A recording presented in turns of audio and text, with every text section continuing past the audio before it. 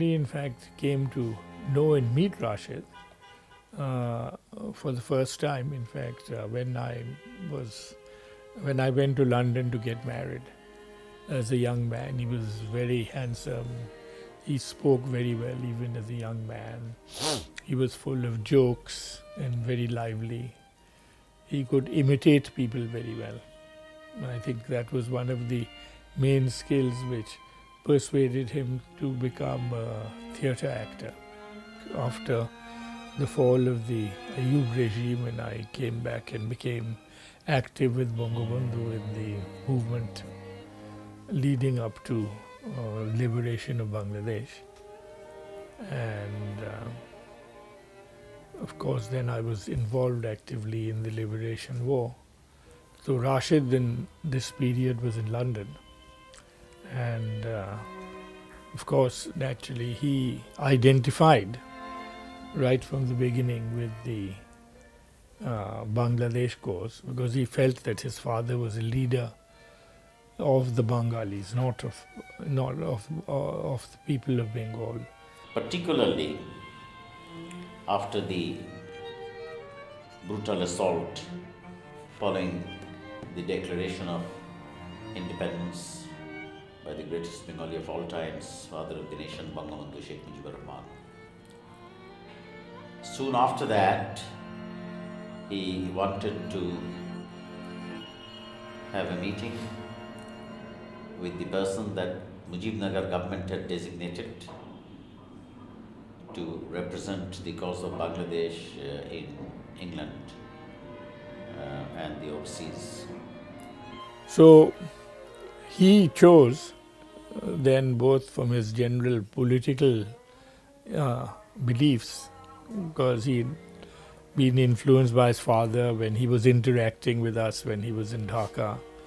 He was exposed to all of us and all the activities that we were engaged in relation to the Choi Dafa program and so forth. And he was naturally also, Bangabandhu was very fond of him and liked him tremendously, and always will accept him into his house. So he was very well known to the family.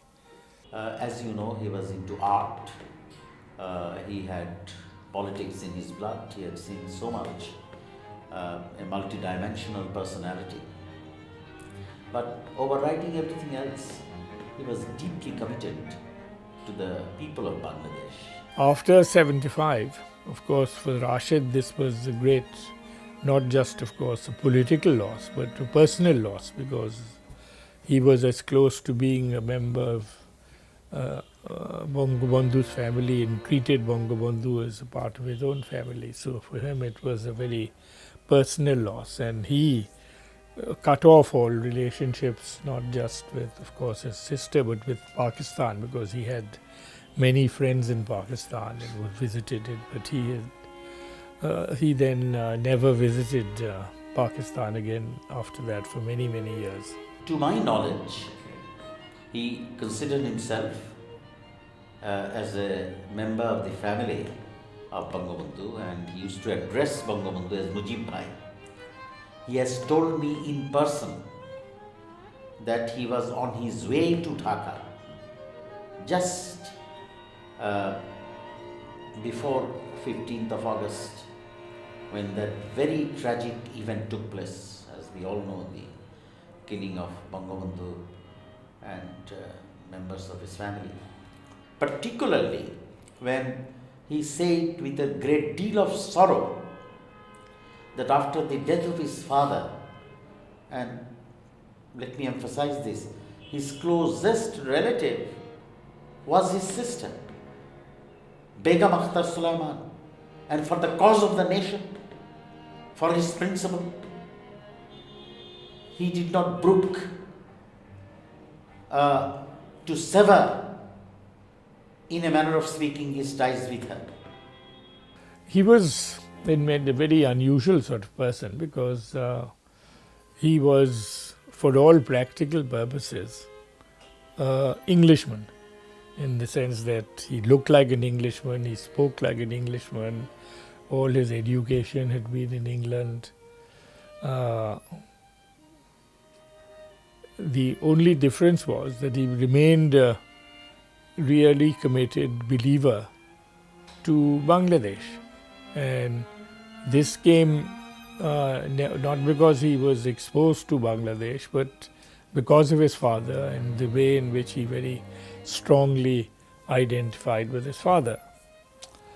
So, after the emergence of Bangladesh, naturally, after the death of Bangabandhu, he was very disillusioned with Bangladesh and not at all happy with what was happening over here. But he did come and he kept up very close relationships with Sheikh Hasina and Sheikh Rehana.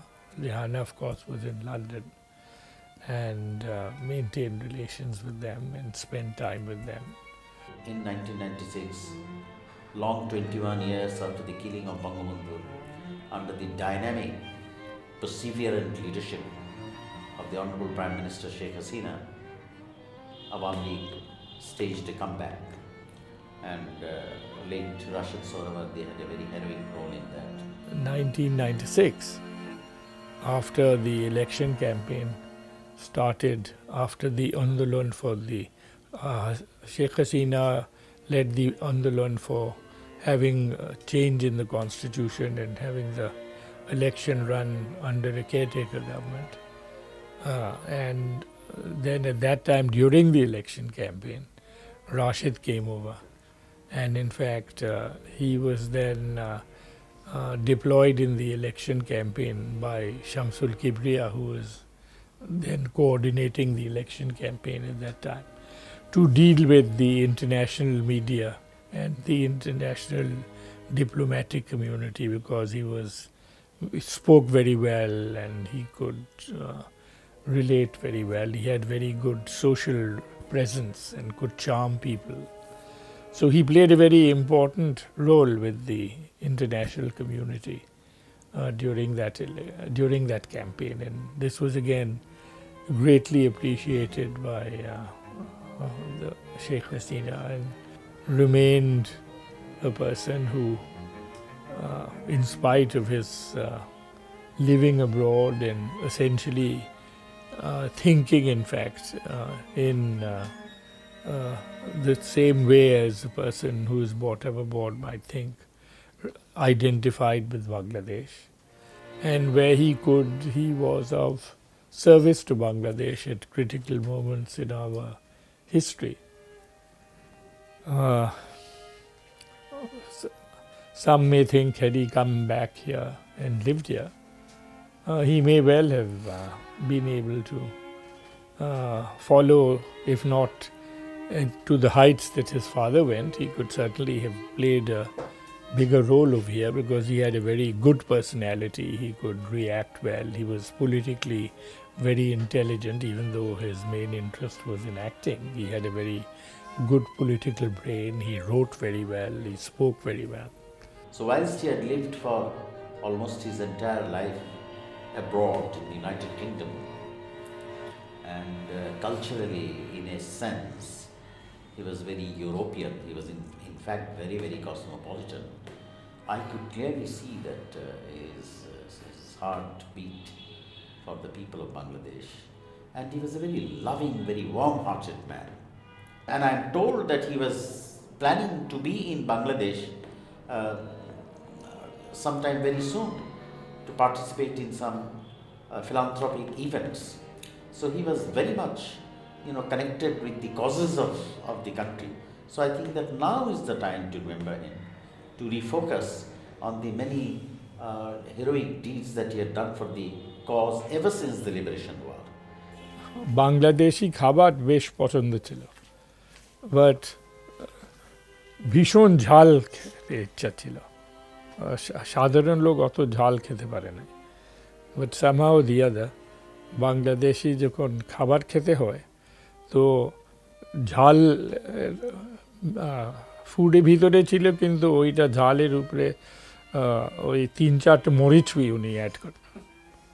তো use to tell হিম কি, what is all this, তোমার তো কোনো test নাই, তুমি তো শুধু মরিচ খাও।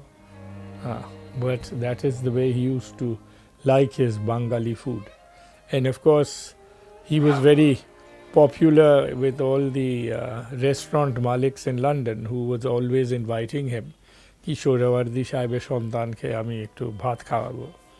And so he was roaming around eating Bengali food in these Sylheti restaurants over there. But above all, he was a man that I remember was such full of laughter and humor and so self-effacing.